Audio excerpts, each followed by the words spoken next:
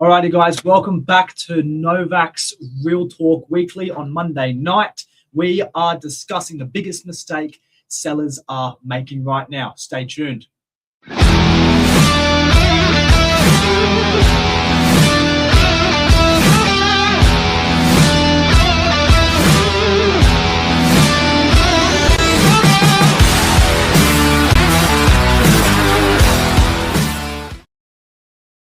Alrighty, everyone, welcome back. Hope you missed us. We are diving straight into this. So we're looking at the biggest mistake sellers are making right now on the northern beaches with their properties for sale. Billy, do you want to jump in? Let's go straight ahead. 3 points of discussion for this evening. We won't keep you long, but we do want to highlight some really important points of topic of conversation we're finding in the market at the moment. A lot of people are asking, well, what is the state of the market at the moment? It's 4 weeks near to the day. 12th of May was the budget changes, so nearly 4 weeks to the day. And some interesting observations have come about from buyers, but now vendors coming into the marketplace. And I guess wanting to try and avoid the pitfalls, wanting to try and avoid unnecessary grief selling their property. So we're going to give you 3 really cool little takeaway points this afternoon, this evening. Let's get into it. Let's do it. Number one, overpricing based on neighbor sales during peak periods. Yeah. So this is a major factor before you've even decided an agent. You may see some recent sales on your from your street or around the corner, but from even just as little as 2 months. I'm saying 12th of May is when it changed, like post budget. Let's talk super comparable sales in the same market. Let's get it within a 500-meter radius of your home, and let's compare apples with apples. That gives you, as the owner, the best way to make an educated decision moving forward. That's before you've spent any money in marketing. It's before you put your first impression out to the market. Let's get super concise with our comparisons. So what I'm doing for owners is re-looking at all pricing within what's sold in the last 4 weeks, what's come on the market in the last 4 weeks as well. And we've got access to that information, which sometimes is a bit harder to read. As a public consumer, you're not able to read the days on market and what the how long properties were on the market were for until they're sold. Yeah, and finding out guides of properties that have just come to market as well is very important, so that you can understand what you're competing with and where you need to sit in comparison to that.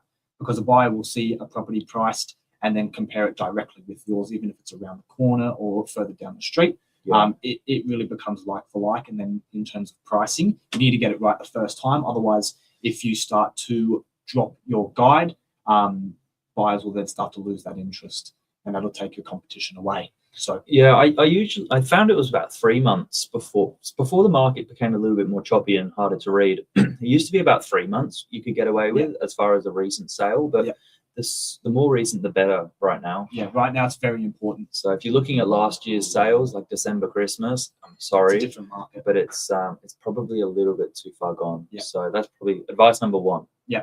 All right. Now, advice number 2 is poor presentation. Yep. Now, this has a major impact, actually, especially on the northern beaches. Buyers really, purchase a property based on that emotion, that feel they get from being inside the property. They want to visualize themselves living there.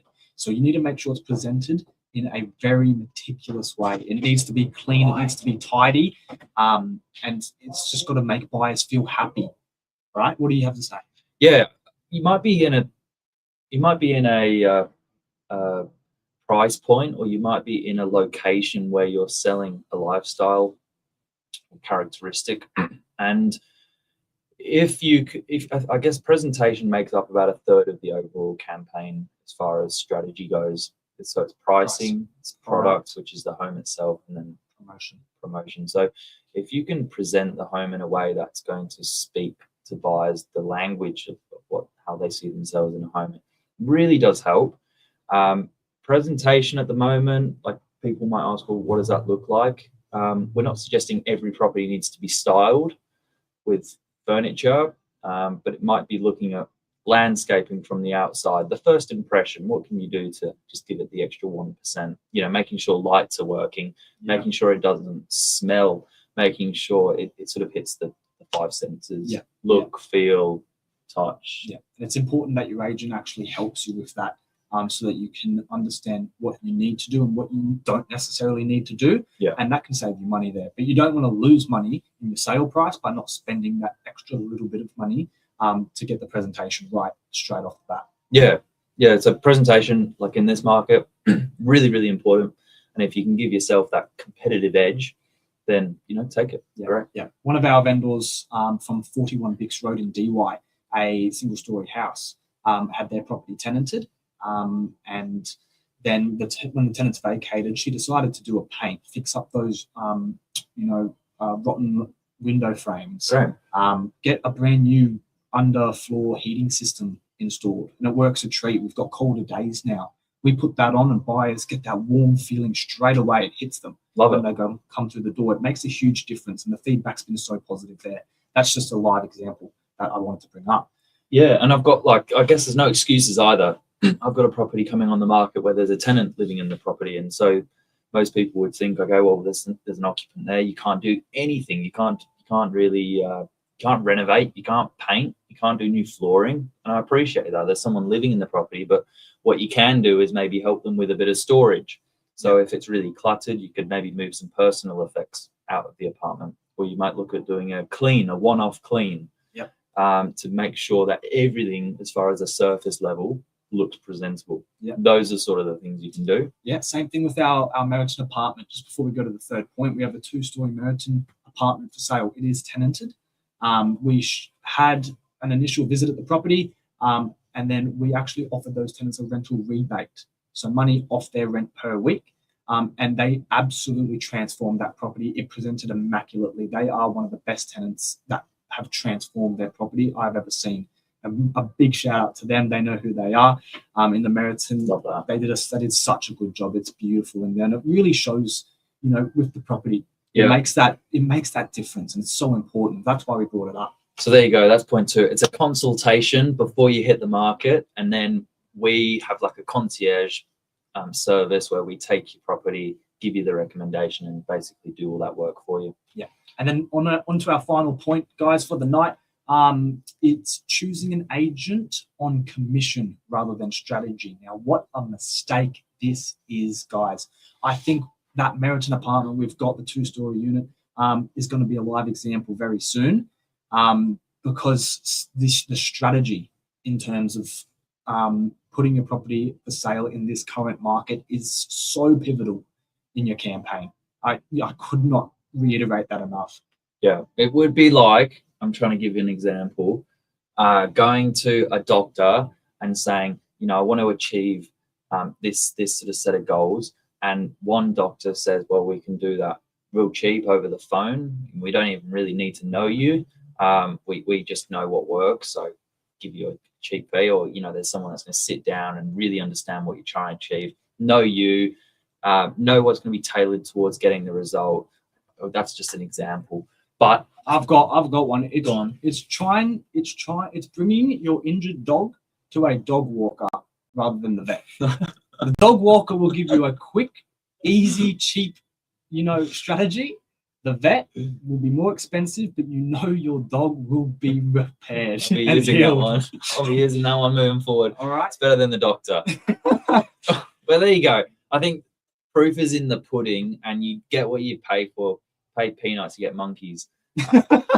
So if on a really serious note, I think where people go into a slightly harder market, or they're looking at trying to save every penny with maximizing their result, there's really good ways to be efficient with that. And then there can be some big pitfalls with like anything, choosing sometimes the cheapest option.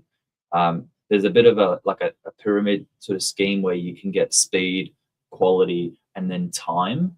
And generally you can only have 2 of those ingredients. So if you want speed and quality, you can't do that really, really cheap and quick. And if you want the best outcome, often you've got to ask yourself, am I getting basically am I putting in and getting out the best result?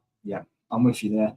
So I do need to actually bring up as well that that you need to understand what the agent in front of you is offering in terms of a strategy, and that's where in a tough market like right now, the experienced agents who've been through this and the agents who are willing to put the work in and understand the market and strategies to sell your property do really lift and shine and rise above all other agents. And you'll start to see it in the tougher markets which we're currently in. Yeah, I think certainly 6 months ago, anyone was able to put a listing up and get it sold.